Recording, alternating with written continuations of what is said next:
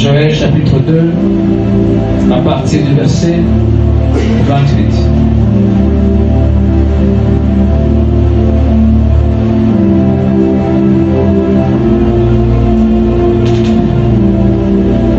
Est-ce qu'on peut être debout? On va ouvrir la parole de Dieu. Genèse chapitre 2, à partir du verset 28. Joël chapitre 2, à partir du verset 28. Restons connectés, l'atmosphère est ouverte. Après cela, je répondrai mon esprit sur toute chair. Vos fils et vos filles prophétiseront. Dis après moi, vos fils et vos filles. Dites très fort, vos fils et vos filles. Vos fils et vos filles prophétiseront. Vos vieillards auront des songes et vos jeunes gens de vision. Dis après moi, vos jeunes gens de vision. Encore vos jeunes gens de vision. Une dernière fois, vos jeunes gens de vision. Verset 29, même sur les serviteurs et sur les servantes, dans ce jour-là, je répandrai mon esprit. Je ferai paraître des prodiges dans le ciel et sur la terre, du son, du feu et des colonnes de fumée. Le soleil se changeant en ténèbres et la lumière en sang avant l'arrivée du jour de l'Éternel. De ce jour grand et terrible. Alors quiconque invoquera le nom de l'Éternel sera sauvé. Et celui sera sur la montagne de Sion et à Jérusalem comme l'Éternel a dit. Et parmi les rescapés que l'Éternel appellera. Amen.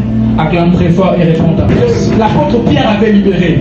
Mais avant que l'apôtre Pierre et les autres puissent se lever, et Pierre en particulier, prendre la parole puisse libérer, il y a eu quelque chose qui s'est passé. C'est que le Saint-Esprit était venu sur eux, il les a saisis, et les apôtres étaient méconnaissables de leurs semblables. Et je voudrais déclarer sur toi aujourd'hui, le comment tu es venu à Rivival n'est pas le comment tu vas sortir. Tu as raté l'occasion de me dire Amen. Je répète, le comment tu es venu aujourd'hui n'est pas le comment tu vas sortir. Je t'autorise d'entrer comme tout le monde, mais je ne te permets pas de sortir comme tout le monde.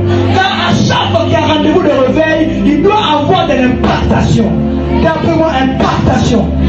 Et ce jour-là, les apôtres furent impactés par le Saint-Esprit.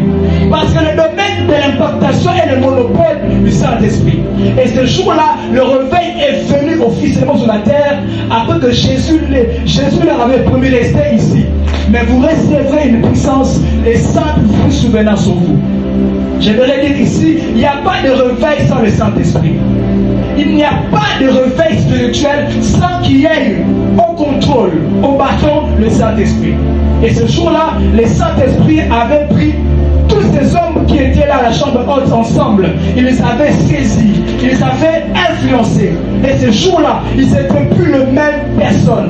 Un Pierre, un second Pierre, connu des Hébreux, comme un homme qui n'a pas étudié, qui n'est pas allé à l'école, mais ce jour-là, cet homme était debout et par une fraction de paroles, 3000 âmes furent gagnées.